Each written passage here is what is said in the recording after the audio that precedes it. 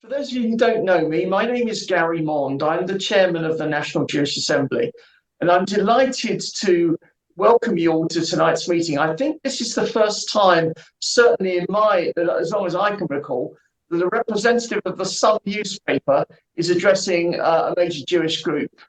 So what I'm going to do is I'm going to welcome both Jon Rogers, our guest speaker, and Jonathan Sacerdoti, who will be interviewing him in a moment. And the way we'll do it is that Jonathan will ask Jon a number of in-person questions.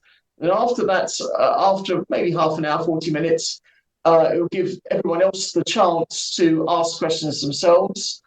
And then at the end, I will just make a few announcements, and my colleague Lawrence Julius will propose a vote of thanks. Without further ado, I'm just going to now give you a brief introduction to two speakers. Jon Rogers, our guest speaker. He's been a journalist for more than 20 years, and he's written for a number of national newspapers, including the Daily Express. Jon started his professional life writing for the music press before reporting on the TV world for the trade title Broadcast for more than 10 years. He then freelanced for several years, writing for various titles before joining the Mail Online. Nowadays, he works for The Sun and has covered both domestic and foreign news. Jon, you're very welcome to be with us. And Jon will be having a discussion with Jonathan Sacerdoti. Jonathan's a broadcaster and journalist based in London. He's the UK correspondent for I24 News, a special correspondent at the Jewish Chronicle, and also writes for other publications, including The Express, The Spectator, and The Mail. As an analyst, he appears often on Fox News, Sky News, Talk TV, GB News, and other channels. Okay, so I'd now like to hand the chair over to Jonathan, and away we go. I hope everyone has a wonderful evening. Jonathan. Thanks, Gary, and thanks very much for having me and for having both of us for this exciting event. And Jon, excuse me, thank you for agreeing to do this. Much appreciated. I think I ought to start on behalf of the Jewish community, I suppose, not wanting to speak for the community, but to say thank you to the Sun for what's been seen as a really very supportive and principled position in terms of coverage of what's going on in Israel. And I think it's worth just looking back at that front page that was on the flyer, the advert image for this event, which was the bring them home image, so to speak, of all of those faces looking out at us, despite them not being British hostages, though some of them, of course, were and are. I think it was seen as a real gesture of solidarity that the Sun did that. And I want to start by asking really how the Sun came to this position, in your opinion, as a writer for the Sun. You know, how did you guys get to the moment and the place where you decided this is how it's going to be? Yes, that's quite an interesting question. I'm probably not, so senior to be, part of those big editorial. You can still hear me? Yes, yeah. We can hear you. That's right. Of those big, senior editorial meetings where sort of important decisions would be taken. But I would assume that they would be. Personally, from my own point of view, I think it's a bit of a no-brainer, really. But Hamas are a designated terrorist group. They launched an attack on October the 7th. Barbaric acts of not just, killing people, but were slaughtered. Over 1,000 people, took hostages of women women and children. Personally, for me, you don't have to think too hard about what side you're going to take.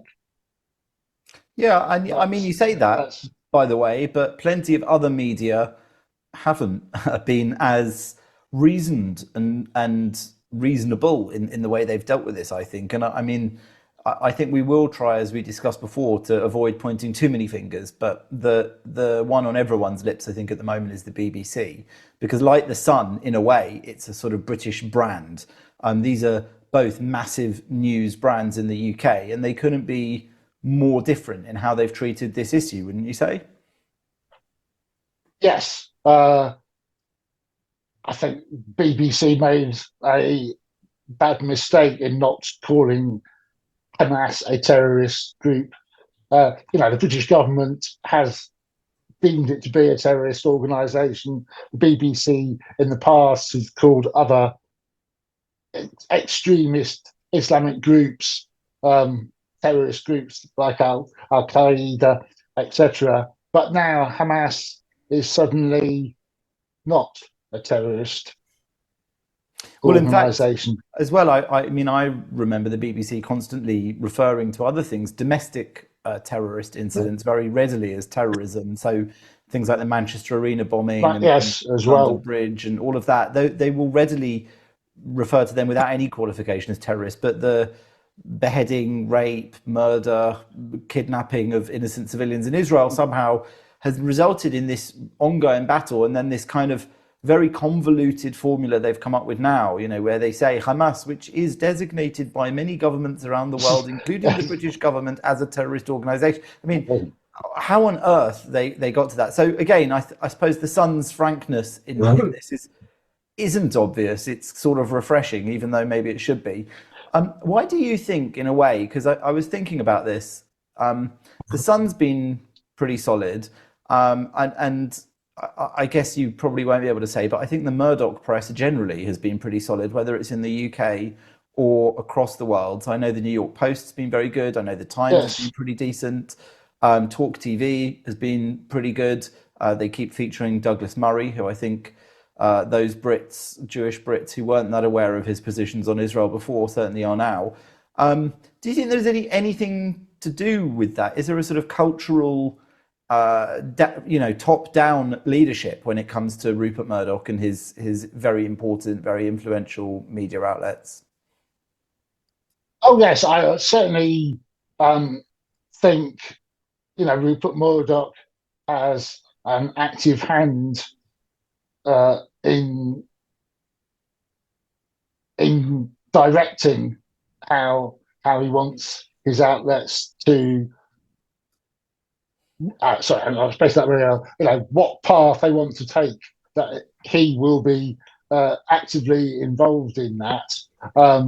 Certainly, and you probably don't want to start then arguing. If your boss says, "I want you to do this," then most people in whatever role will go, "Yes, we'll carry on." But I don't get the sense that there's grumblings behind the scene of like, "Oh, I don't want to do this," or take that stance. I think pretty much through the new staff that I'm aware of are, backing Israel. I mean, when it comes to you, for example, tell us a little bit about how your background, especially in relation to Israel and Israel and Jewish stories. How have you come to arrive at your position when it comes to this sort of coverage?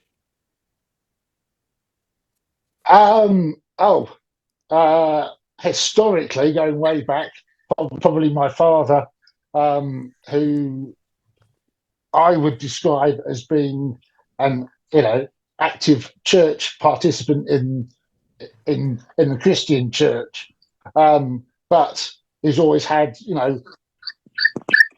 sympathy for Israel and the plight of the Jewish people, certainly. So I think that has rubbed off. That's going back to childhood, and he now lives in Cheltenham, and he also has close connections. Yes, had a good day. It's all right. Yeah. Sorry, Steve, can we mute someone? Okay, carry on, John. No, that's no problem at all. Don't worry. He's sort of also involved. He has close connections with the synagogue there, which I think the Jewish population in Cheltenham is probably tiny, from what I can gather. But that's historically you would the family supported Israel. I've also got close Jewish friends as well, so that's also probably bobbed off as well. And it's also saddened that the Jewish population, certainly in London, is terrified of going out on a Saturday, particularly a Saturday in recent weeks, because they don't feel safe. And I think that's an appalling situation. And I would say that about any other group that was in that situation, be it Sikh or whatever. I'd be like, yes, you've got to have people feeling safe. The Sun I noticed was also pretty strong on that. So it's not just about Israel. It's obviously maybe even more understandably very supportive of the Jewish community in Britain, because I think one of the things that many of us find who are Jews in the UK is that people will maybe forget or choose not to remember that we are British citizens like everybody else, and we have every right. Yes, certainly. And I mean, I noticed that the Sun, when in the coverage of the march that happened, the anti-Semitism march, said, for weeks London's been turned into a bear pit by mindless left-wing crusaders and racist thugs openly supporting Hamas's sick brand of terrorism, which is certainly one way of putting it, and I would say quite an accurate one. Why do you think this has in some ways become a bit of a left-right issue? Why on earth is it considered right-wing to be anti-racism and anti-Jew hate? That's a very good question, one that I'm not entirely sure that I would be able to fully answer. But I do think there's been a paradigm shift lately, that previously, before October 7th or in recent weeks, it was the left which was seen as being sort of tolerant, anti-racist, generally, I'm talking about left wing in the general sense of it, and that was associated with that. And obviously, you've got the sort of far right elements in British society, BNP, English Defence League, and the Tommy Robinson type people there. But now that's kind of shifted. That the left has gone against Jewish people, and the right have taken up the cause. So I think there's been a fundamental shift there. I'm not quite sure why that has occurred. And is it the left sort of taking up a view that we are backing the oppressed people as they see it? Yeah, well, I mean, the Sun has a massive audience, both in print and online. How do you think Sun readers have reacted to the coverage and the way that the Sun has been quite so determinedly behind Israel in a sense, and even-handed on this when so many others haven't? How have Sun readers reacted? Oh, they after that first front cover with the sort of bring them home type thing, we got so many people writing in to applaud our stance. So, which I think that vindicates our position. I don't know how many people did email or write in, but certainly several thousand, as I'm aware of it. Yeah. Whether we've got any negative comments, I'm not sure. But well, so that's I think really probably worth us remembering as well, because we see these massive protests on the streets. You know, they say tens or hundreds of thousands sometimes. They happen with regularity. They happen every Saturday. And then they start to take over train stations, things like that. But in a way, I think that maybe that can really misrepresent to people how the country feels at large. You know, when you see that the Sun, which in many ways is providing a voice to a very mainstream British opinion on so many issues, maybe it's worth remembering that it's not always the noisiest people who actually represent. I think that's a very good point. You know, just because you're screaming and shouting very loudly, and obviously that then draws attention to that doesn't mean that you are in the majority. And I would strongly think that the vast majority of the British people would back Israel and back the Jewish people to it, rather than having, because you know, there's what, 67 million people, whatever the population is in the UK. It vastly outweighs the 300,000, 200,000 who are marching in London every week. So, but yes, they will get the attention. Also, because, you know, if you do get the more, you know, radical elements within that, I'm sure most of the people in the actual protests aren't going to support Hamas, but they want to free Palestine in their view. But you know, within that, there will be some radical elements who are looking for trouble. But they get the attention because obviously it makes good copy if you've got a great picture of people throwing flares, you know, fighting in the streets, etc. People getting arrested. That will grab the headlines, but that's not perhaps reflecting everyone's views. And certainly, I do think with the Sun, it does try to be the voice of the ordinary British person. I think that's it's you know, main raison d'etre, I would say. And I mean, you mentioned those numbers there, sort of 250, even 300,000 protesters. It's interesting because that's more than the number of Jews there are in the UK. And so you can see at the same time that even if that's a minority opinion, it's still a pretty terrifying one for Jewish people who don't want to go out in that kind of environment or that kind of crowd. Certainly, I have, sorry, my little earpieces. One female Jewish friend was telling me that she will, I won't mention her name, it's not fair, but she will basically try and stay in on a Saturday, certainly wouldn't go into central London, and if she does go out, she will wear shoes that she can run in.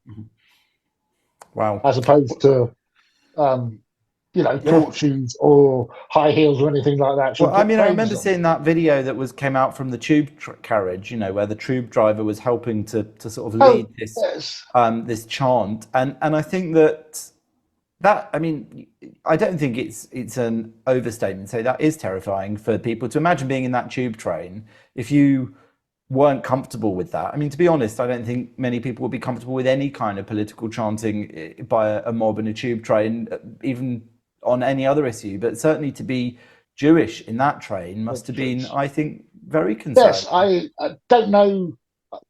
The last I heard was that Transport for London were investigating. I don't know what any outcome has been, but I don't know. Certainly, if you're in that sort of position, don't go around making political statements. If you think that, keep them to yourself. And I would say that if there was somebody going, you know, I'm Yisrael, hi. Yeah, listen, I think the main station, I'd be like, no. The main opinion you expect to hear from your tube driver is what he thinks of the gap and how careful you ought to be around it. Yes, absolutely. I think that's about as far as they should go politically speaking in terms of their announcements. There's also there was recently on last Saturday, coming back from the anti-Semitism march, there was the footage of the guy who you didn't see what happened before it, but he's just abusing Jewish people in a carriage just for, and it's just like uncalled for, really. Which also then, just leading to the whole question of what are the protests actually about? They are, in all intents and purposes, free Palestine from the colonial oppressor of Israel, if you take that opinion, or are they actually now just beginning to turn actually quite nasty, and anti-Semitic? I would also say that I do think most people on those marches, perhaps naively, but they are wanting to free Palestine as they see it. Seeing Israel hasn't been in the Gaza Strip since 2005, I'm not really quite sure,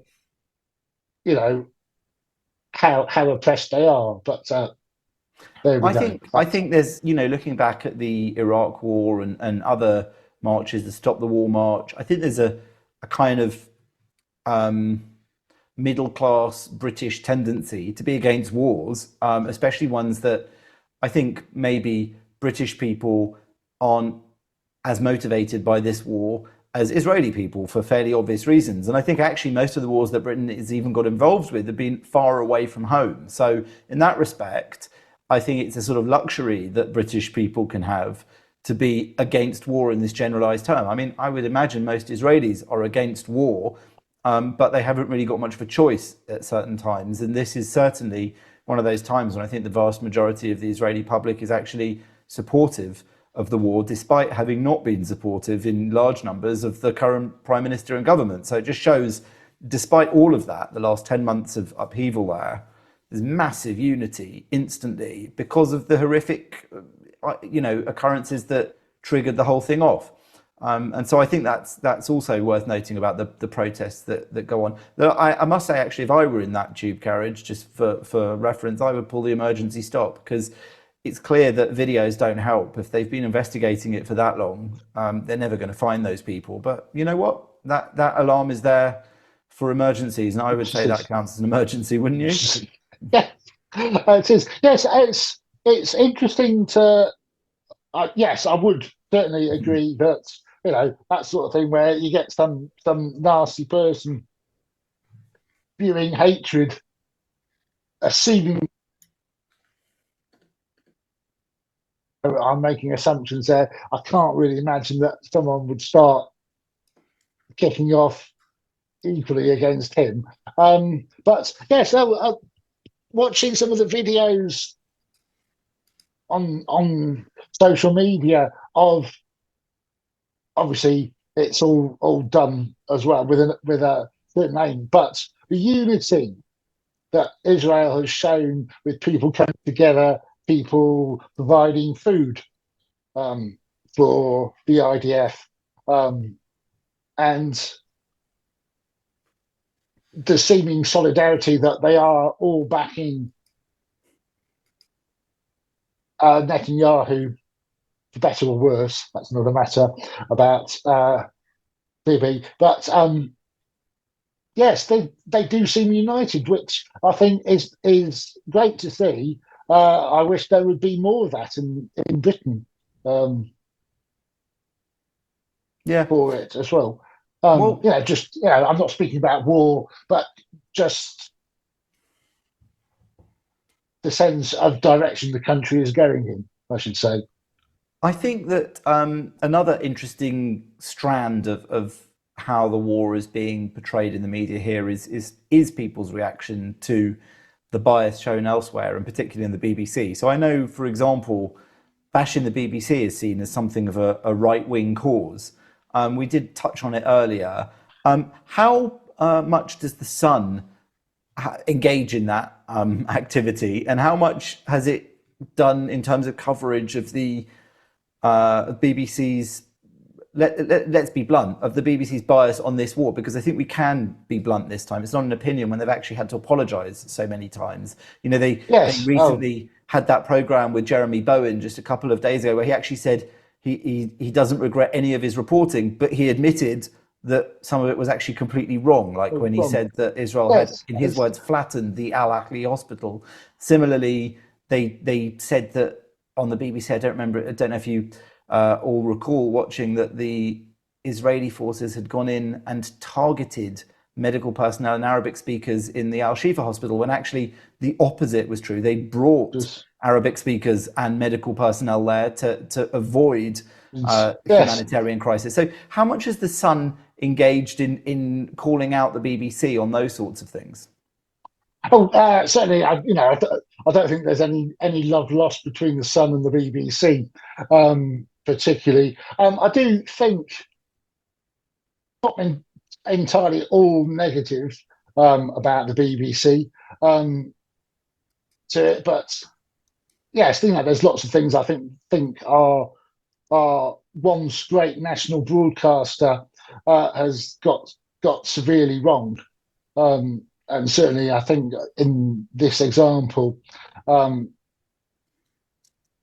with certain reporters sort of admitting that they've got things wrong, and then sort of going, well, "Oh, it doesn't really matter."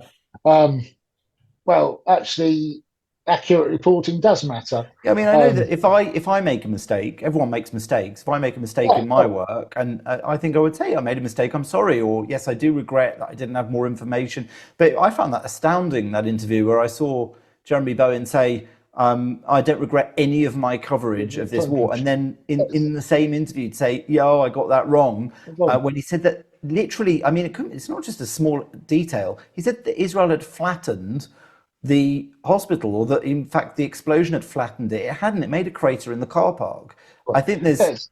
I mean, I think I've seen. I don't want to diminish what happened. People did die, but I've seen bigger potholes here in Kilburn in the road, and so in that respect, I don't understand how anyone saw the footage and decided that it meant, as the BBC variously said from John Donaldson and Jeremy Bowen, flattened, and this could only be.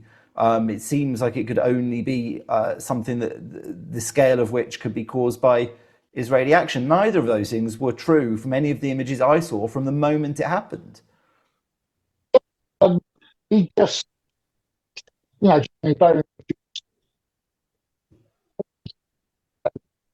experienced journalists, lots of.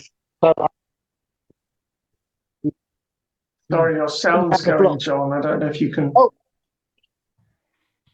We can just about hear you.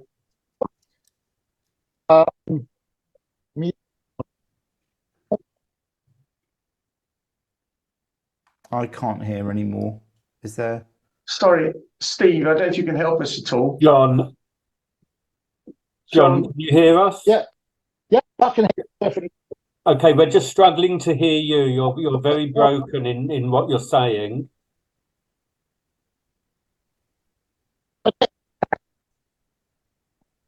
It might be worth you logging off and then logging back in, perhaps. Now, if you log off and log back in, and while you're doing that, I'll just carry on talking to Jonathan. This is where my skills go wrong. Yeah, sorry, we're really struggling to hear you. Can't hear you. Every few syllables are broken. While we're waiting, Jonathan, if I can just ask you a question. One of the issues that's going to probably become more divisive in the future is that really the Israelis have got two strategies. One is to totally eradicate Hamas, finish them off as a force forever. And the other, of course, is to free the hostages. And those two issues don't go hand in hand so easily. If your first priority is to free the hostages before anything else, then you'll try and do a deal with Hamas. On the other hand, if your first priority is to eradicate Hamas, then you will have to accept that fewer hostages will come out alive. What do you think to that, Jonathan? What's your view? Well, I think that they were always quite careful in how they expressed the two war goals, the release of the hostages and the elimination of Hamas, insofar as they were never given in order. So I don't think it was ever one and then two. I think that certainly the official version has been that the massive military engagement has been there to put pressure on Hamas to negotiate for the release, and that even then, when it did, it brought about a truce that was only ever to be temporary.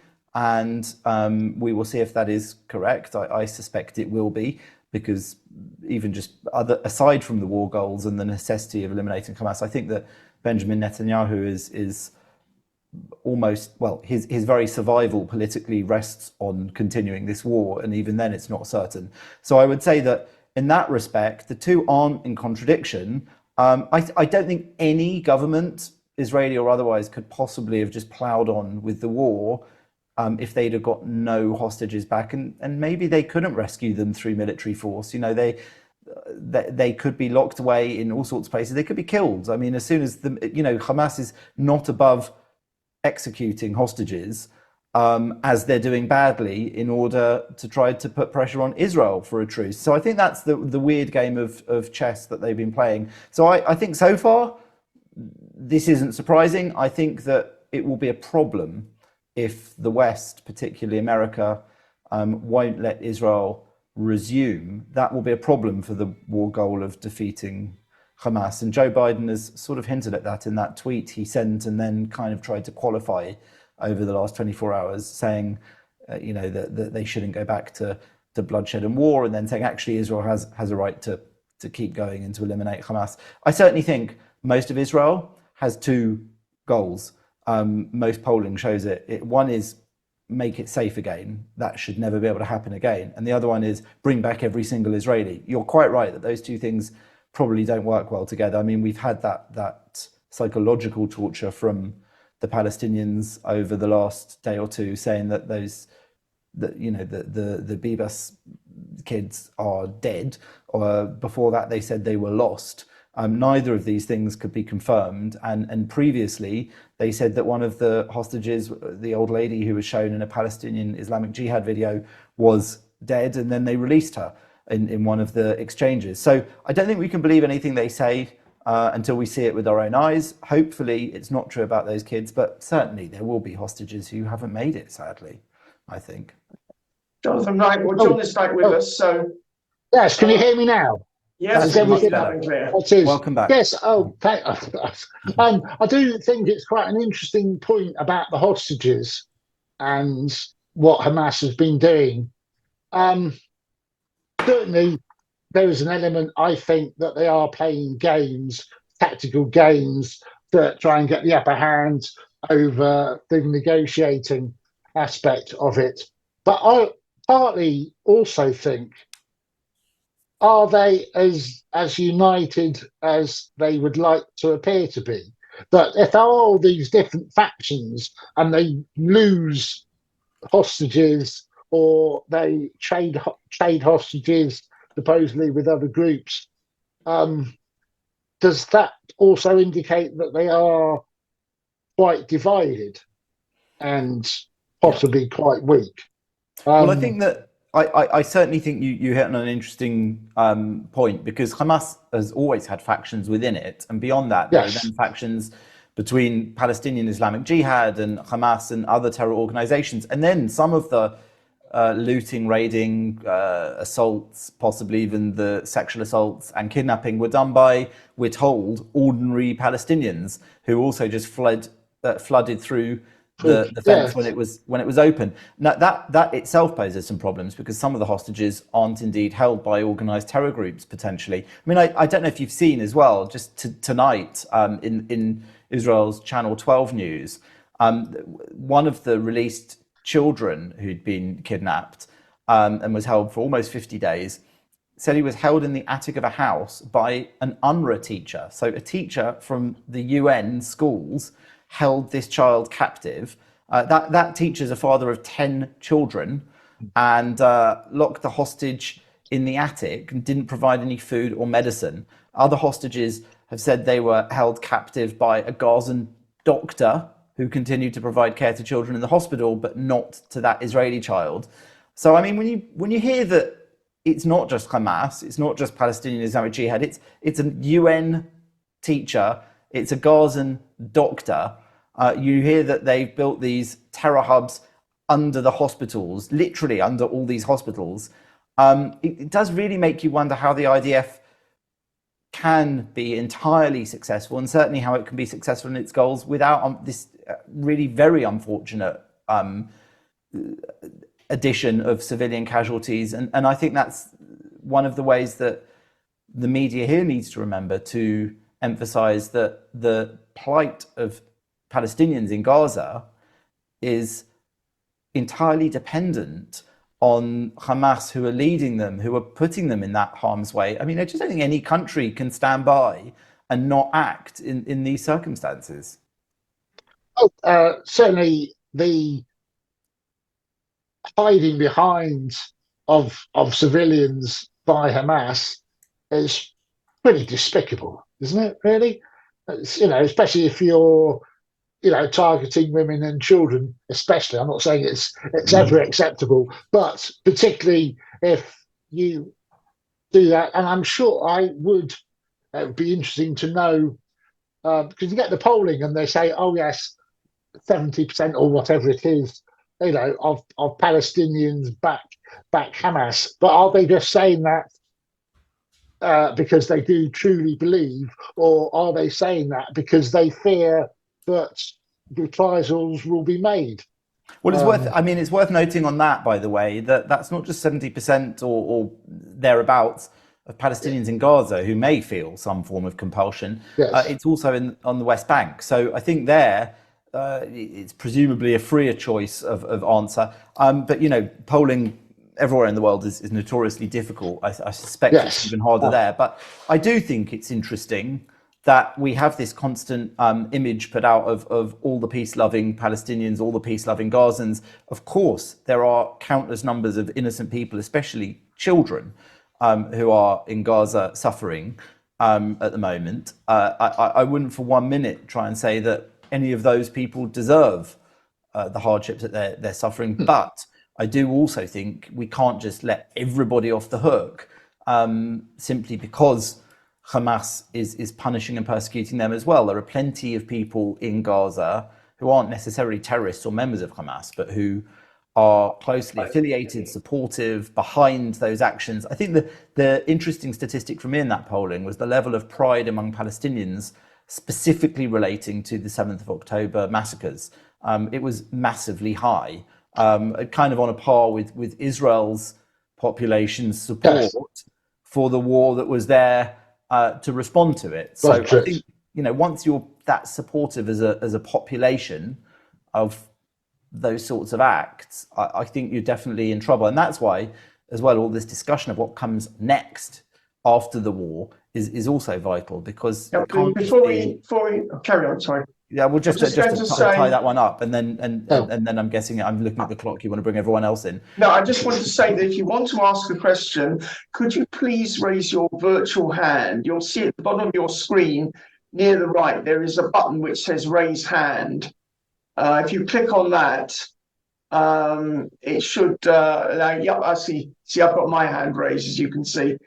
You can ignore my hand, but anyone who wants to ask questions, please raise your hand. There's a couple of questions in the chat already.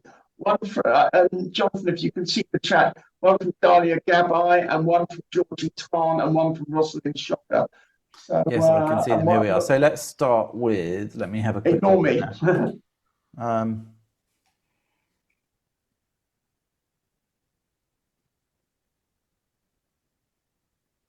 Sorry, give me a second, just looking at them. So there's a bit of discussion going on there about the Balin report, which I think is I think it's almost ancient history now, isn't it? But it says, Martin Cohen says, Jeremy Bowen many years ago was caught out about Jews, finally admitted he'd made a mistake with his report, but didn't regret it. The BBC retains him and also refuses to allow the Balin report to be made public. They deserve each other.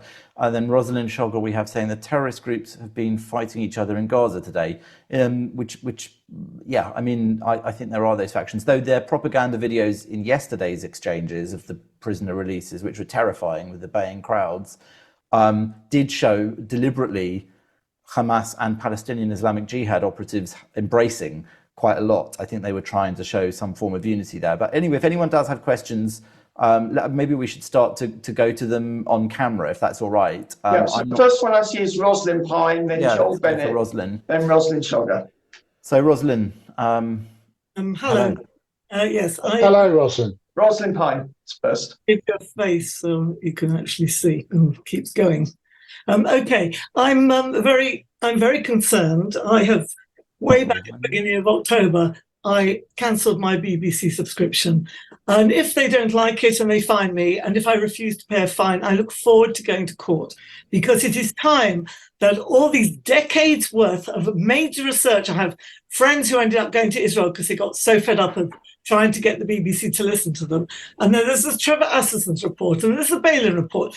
They've been going on for decades. It's time now that everybody actually stood up and pressurized the BBC to actually come forward and say, acknowledge some of their wrongs, and let us see what all these reports said, and let us hear what their response is to these reports.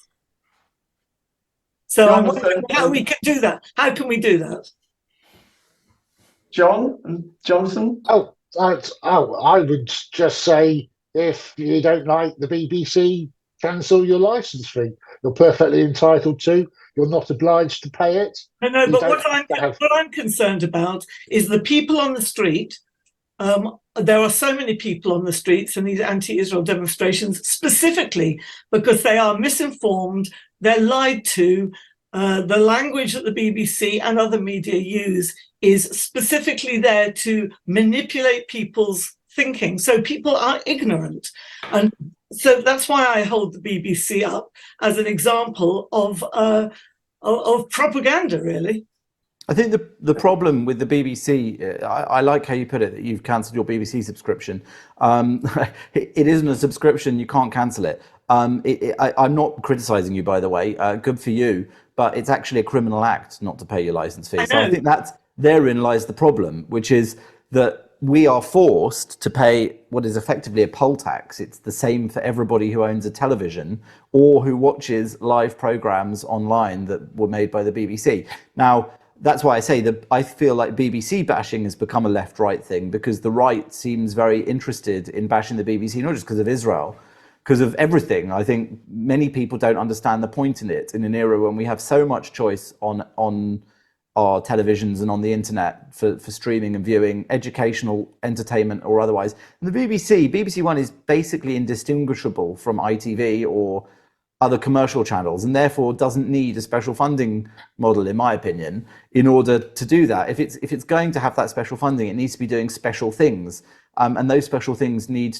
not to be bashing Jews or being inaccurate or biased about the Jewish state and wars there.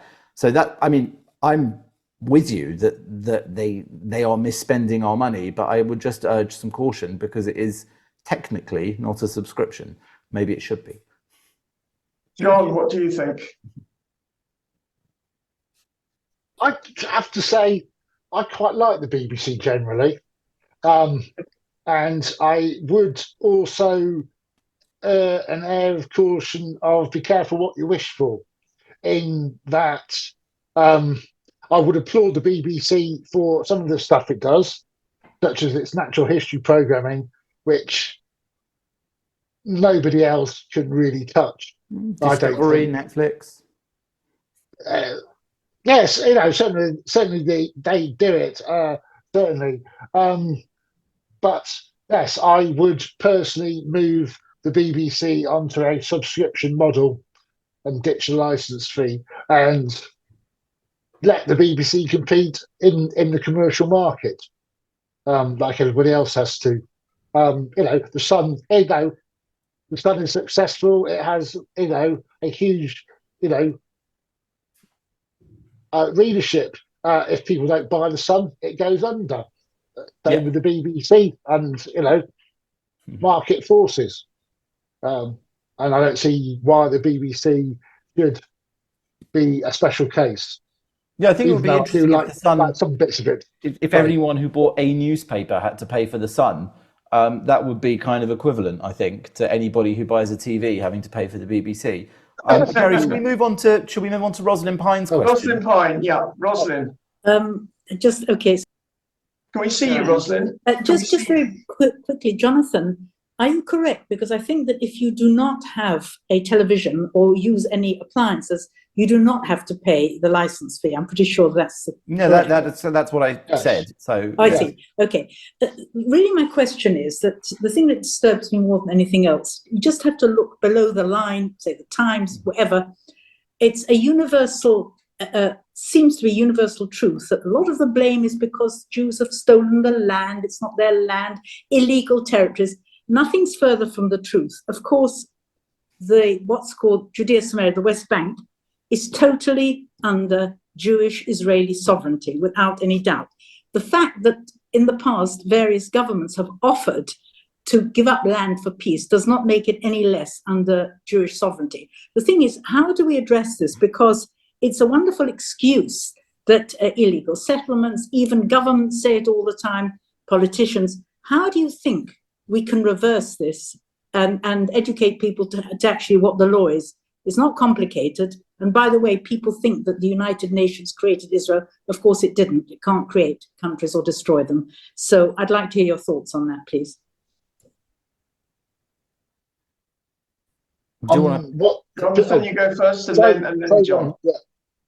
Sure. Well, look, Rosalind, I would say I always try in my work to opt for the words disputed territories, because I feel that is a suitably neutral definition. I think talking about occupation, it's not hard to understand why people choose to talk about occupied territories, but I think my understanding is that occupation usually involves a sovereign nation, which Palestine has not been, and therefore technically it may not be the most accurate. For my part, though, I think that when it comes to the sort of getting to the heart or the nub of the tensions, I think it's important not to get hung up on or obsessed with those sorts of issues for this reason, that there are now in the world people who identify as and call themselves Palestinians who have ordinary lives and want to get on and live them just as much as there are Israelis. And either side at its extremes or anywhere, anywhere along the spectrum can say, oh, well, Israelis don't really exist. They all came back here from elsewhere in the world a long, long time after they had any claim here. And similarly, people can say Palestinians don't really exist. They're assorted Arabs from around the region who decided to form an identity in resistance to Jewish presence in the country. I think it's kind of a moot point, because there are now generations of people born in these places who have very real aspirations to live peaceful lives, to have lives of opportunity and health and wealth, and just generally the things that we all aspire to. And so any solution has to, I think, accommodate those peoples in a way that's fair and isn't maximalist. I would say that we're nowhere nearer that than we were on the 5th or 6th of October this year. In fact, we're a lot further away from that. And that, to me, is the massive tragedy of what happened when the Palestinian terrorists from Gaza chose to set back the already weak direction of travel towards any kind of resolution. I just can't see at the moment how people can think of it. And yet, at the same time, I also think that I'm quite an optimist, and I wonder if in this massive, horrific moment, something good could come out of it, with a lot of things falling in the, with a lot of luck and things falling in the right way, with the Abraham Accords, with the collaboration of various Arab countries openly with Israel, with their lack of rush to join in the war so far, with all of those things, maybe the disaster that's happening now will somehow lead towards a massive change, whereas the status quo until then was kind of this stalemate that was forced to go on forever with nobody being allowed to progress. So that, I mean, it's a big question, but that I hope is, I mean, that's my opinion. I don't know what you think, John. No. I was in total agreement. I think actually this awful situation, and it is awful, don't get me wrong, I'm not trying to denigrate it in any way, will actually be the proverbial kick up the bum, if you pardon my phrasing, to make people go, right, this situation has gone on long enough. We now need some serious talk around a table in a calm and measured way to sort the situation out. So I am quite optimistic in that respect, that this might be the impetus that is needed, as opposed to before, oh, there's the odd infraction, there's the odd missile being sent over, etc. But now people might hopefully go, right, we need to sort this out, because this can't go on where we're slaughtering thousands of people on either side. So that I feel quite positive about, in a strange way, because obviously, the situation that, thousands of people have been killed is not a good thing. Okay, we've got 3 more questions. Dalia Gabai, then Joel Bennett, and then Georgie Tarn. Dalia, do you want to go first? Hi, thank you very much. I'm actually here in Tel Aviv, actually Bat Yam, so it's south of Jaffa, and I was very interested in connecting with you guys. And I'm currently doing a master's in conflict resolution and mediation at Tel Aviv University, and I'm hoping to do my thesis actually on the BBC and the disinformation that it's propagated and the impact it's had specifically on the Jewish community and further afield. Now, I was very interested. I totally agree with you, Jonathan, that regardless of which narrative you want to support, at the end of the day, the Palestinians are here and we are here, and we have to find a way of moving forward. And the issue I have, a lot of us have had for generations now with the BBC, is that it actually perpetuates the conflict through its biased reporting and the way that it is portraying things here. So my question to you is, I already asked on the chat if, in your opinion, you think that the way that they had reported both the Al Ali hospital as a supposed Israeli airstrike and the ground invasion of the Al Shifa hospital, whether that was disinformation or a mistake, as they would say, as the BBC are trying to make out. And more to the point, why does this keep happening? What, in your opinion, is the reason? Are they structurally biased, or is it because the journalists have become progressively more left-wing and liberal in their personal outlook? Or is it an institutional cultural reason? Okay. Or is it down to individual journalists and the way that they're being trained to report the news from the Middle East? Jonathan and then John. Jonathan. Sure. Well, I think, firstly, I hope you're keeping safe and that you and your family are all doing all right there, as much as anyone can be at the moment. I would say this. You're probably more of an expert on this, bearing in mind your academic studies, than maybe I am. But I believe that what happened with the Al Ahli Hospital in particular and the BBC was actually a massive problem, because for 2 reasons. The first is that the original John Donaldson report, which went out on air, was where he said that he wasn't definitive. He said that he couldn't imagine, I think, I'm paraphrasing, so forgive me, but he couldn't think of anything else which could have explained the scale of what happened. Whereas when I saw it at the same time, more or less, as him, but I was here and he was there, so he had probably better opportunity to judge this. The exact scale of it is exactly what gave it away to me as very unlikely to be an Israeli strike. I mean, the scale did not look, to anybody that follows these things, like an Israeli airstrike.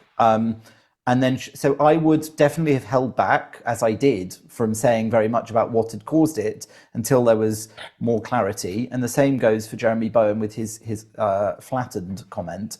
Nothing was flattened there. I mean, that in fact, you know, the car park was the opposite of flattened. It had a hole made in it. So I would say that was so that's the first part. The second part is that it was of massive effect, because if you remember, what happened next was that riots started across the Arab world. Massive riots took place, which suddenly changed the support Israel had from its neighbors. It has this very young, let's say, support from Arab allies who were just feeling confident enough to support it in its moment of need when this horrific thing had happened. And then suddenly a lot of that changed, because while the leadership of some Arab countries had been bold enough to make normalized relations with Israel, they still have to bring their people along. And the moment that places like the BBC, which I'm sorry to keep bashing them, because I do like certain things about the BBC, and it's also pretty bad form to bash other colleagues and journalists. And also, I wish they would still invite me on their programs, but they don't. They must be held accountable. And I think the point is exactly that they and others set off this chain of events by reporting it that way, whereby the Arab street rose up against what Israel was doing, and Israel hadn't actually done the thing they were rising up against. So that, I would say, I completely agree with you that was an example of the media, not just the BBC, but they were very obvious case causing events that changed or could have changed the path of what actually happened. And I think that's where the media has a big responsibility. Okay, John, have you got anything to add to that, John? Yeah, no, certainly I do think the BBC, it is seen as the national broadcaster. People turn to it at times of big important news, particularly if there's a royal wedding. People flock to the BBC. So it does have a huge responsibility to get things correct and accurate. And if some journalists are jumping or conclusions that they think are right as opposed to what is actually has happened, then that's a bit of a problem, because as Jonathan says, that can then trigger wider ramifications to it. Okay. Thanks, John. Joel Bennett, you've got your hand up. Could you come off mute and preferably put your camera on? I'm off mute and I'm probably going to keep the camera off if that's okay. But I had a couple of quick questions. As Jonathan knows, I've been embedded in a media team for the last 7 weeks in Israel, and a couple of things caught my eye. The first one is that they're reporting that this conflict is the deadliest for journalists in recent history, and I wanted to know how media outlets are reporting that and how much they can verify that, because obviously there's reports that Hamasniks pick up a camera, film stuff, and that by default makes them a journalist, which I'm not sure if that's a true representation of the danger of being a journalist in the current conflict. And the second one was more around if a journalist or an anchor does try to appear neutral on screen, you only have to look at their Instagram stories to get a true reflection of what they really think. And once you follow their social media, can you actually truly take what they're reporting in front of the camera seriously? What do you think, Jonathan? Well, I think, firstly, again, I'm very impressed with the level of questioning here. We've had someone doing a master's in BBC bias, and then Joel, who I know very well, is in the thick of it in Israel and has been literally on the front line, more or less, reporting on this. So far be it from me to educate you. But you've asked my opinion. So I think your point about journalists in Gaza is an interesting one. Israel does not readily allow journalists into Gaza when there's an engagement going on. It has done since the ground invasion took place in very, very strictly monitored and limited ways, as you know. And that, I'm not criticizing them for that for 1 minute. It's to maintain an edge in terms of intelligence and positioning, but also to keep journalists safe. it's a very complex battlefield already. Having the world's media running around in it and then risking killing them by accident, as has happened. Israel has accidentally killed journalists, let's not forget it. It's something they want to avoid. So they therefore rely on local journalists within Gaza during the periods where they haven't got anyone there. Those journalists are living under a tyrannical dictatorship. So even those who wish to try to do their job well and in an even way can't. Their families will be punished for it if they say the wrong things. And then at the other end of that spectrum are the ones who aren't even trying. There was all that controversy about the photographs that came out and I think were used by AP, I think it was, of the actual terrorists going through the border at 6 a.m. on that fateful day, taking over the tank. And those photojournalists, well, yeah, I suppose they are photojournalists in Gaza, but they also were tipped off by Hamas. We don't know how much contact they have, how much they knew what they were taking part in. Maybe they were even involved in the planning of it. We just don't know. And I think that is a massive problem. Are they therefore then the same as British journalists in the media here who have an opinion that you can find easily online? I don't think so. And I'm also, it's a whole other conversation we could have a whole event on, of the opinion that the idea of neutrality for journalists is increasingly impossible and difficult these days. On some things, I don't think we should even have a pretense of neutrality or balance. You know, I don't mind saying that I'm against terrorists who massacre, rape, pillage, kidnap, behead civilians. I don't feel that requires me to present another side. The same as I don't feel that way. I've always been, as a journalist, very willing to campaign against anti-Semitism publicly and in my work because it's racism. When you cover anti-black racism, you don't invite a KKK member on to debate. But I've been on many programs debating against anti-Semites. So I think on some issues we need to stop pretending. There's a need to present both sides when there are black and white, good and bad issues. Whether this war is one of those is a different discussion. Jon, would you like to add to that?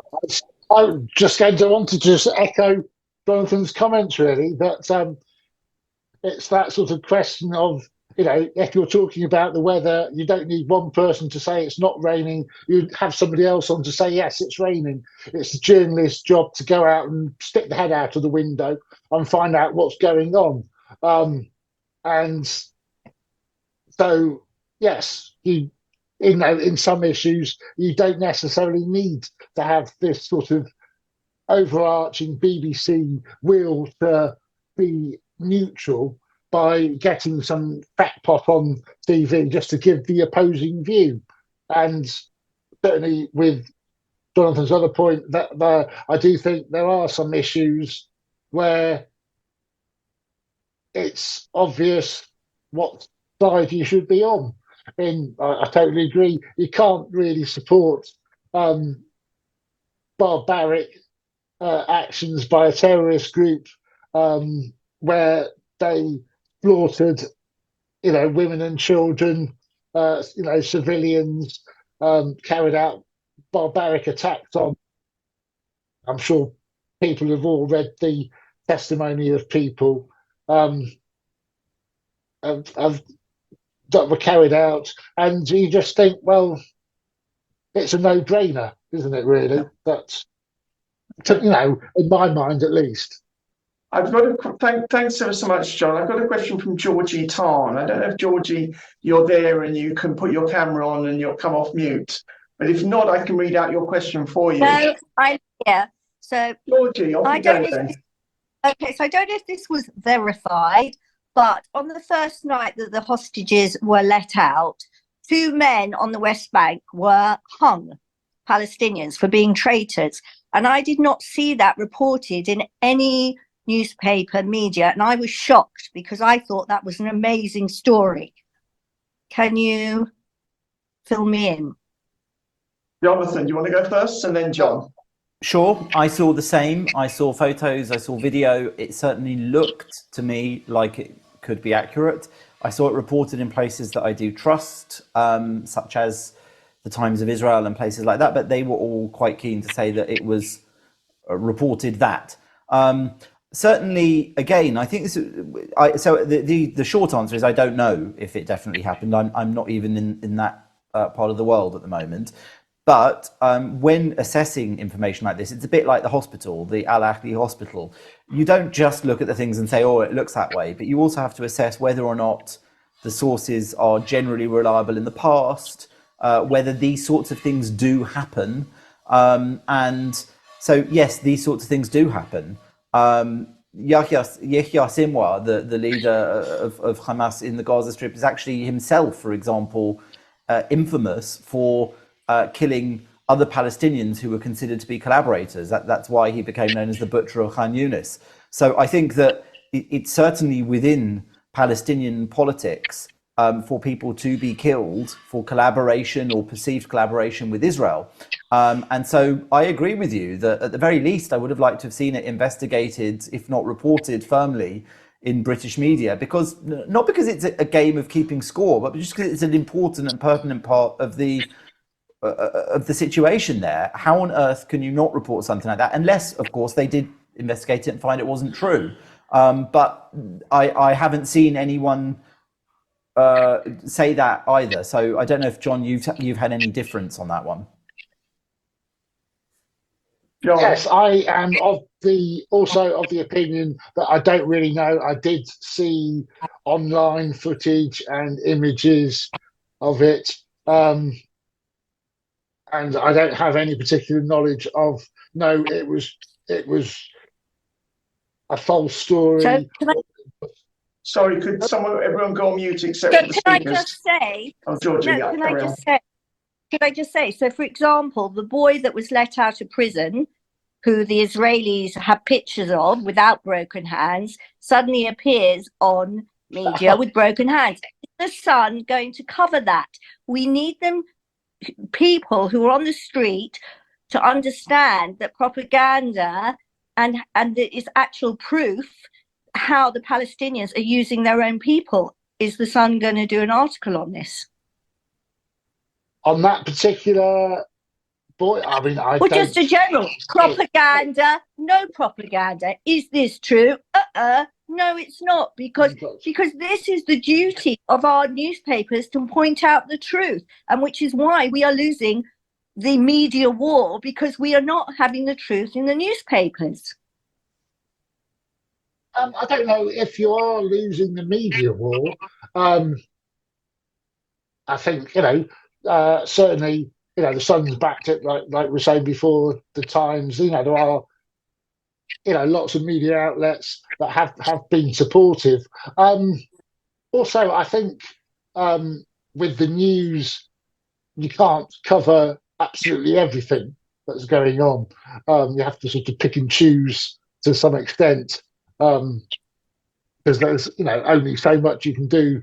Resources are limited,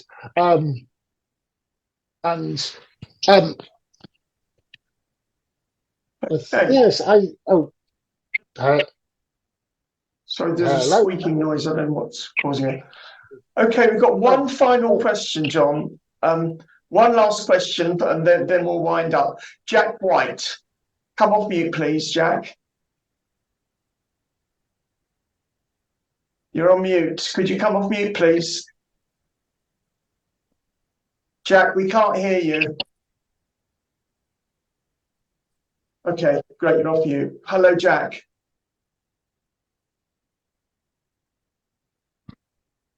I'm sorry, Jack, we cannot hear you. I can see you're talking, but you're on, it's as if there's something wrong with the sound. Anyway, if there are no further questions, I can't see any further hands. I'm now going to just briefly announce our next meetings, and I'm going to hand over to Lawrence Julius, our Vice Chairman, who's going to speak for a few minutes and propose a vote of thanks. We have two further meetings I want to tell you about tonight. There are still some tickets left to come to our Hanukkah party at the House of Lords, which is at 3:30 p.m. on Monday, the 11th of December. If you have, I'm sure you've all received a notification about it, but if you haven't, if you'd like to come, please can you write to the office at nja.org.uk. The speakers include Robert Halfon, one of the education ministers, and also Jake Wallace-Simons, who's the editor of the Jewish Chronicle. There'll be a couple of other speakers too. So do please join us in the House of Lords, Monday, the 11th of December, 3:30 p.m. And tickets are going out fast. We probably have sold out in 3 or 4 days. The way things are going. The other thing I want to tell you is that 2 days later, at 7 p.m. on Wednesday, the 13th of December, we're honoured to be addressed from Israel by the Israeli government's diaspora minister, Amichai Chikli, who will be speaking to us from Jerusalem and wishing us a happy Hanukkah and also answering all our questions. And that will be, I think we're being honoured to have the diaspora minister talk to us. And so now it just remains me to hand it over to my Vice Chairman, Lawrence Julius, to say a few words and propose a vote of thanks. Right, well, I'm going to cheat, Gary, and I'll start by having one last little question. The BBC have proposed that Gus Kahn introduces Have I Got News for You this Friday. I think the previous editor of The Sun, Mackenzie, has quoted, what are the adults in the BBC doing, letting him loose doing this? So can I just ask us a question? Is there anything you can do at The Sun to perhaps influence the BBC my and cat the programme? has suddenly just woken up. Sorry, I do apologise for this.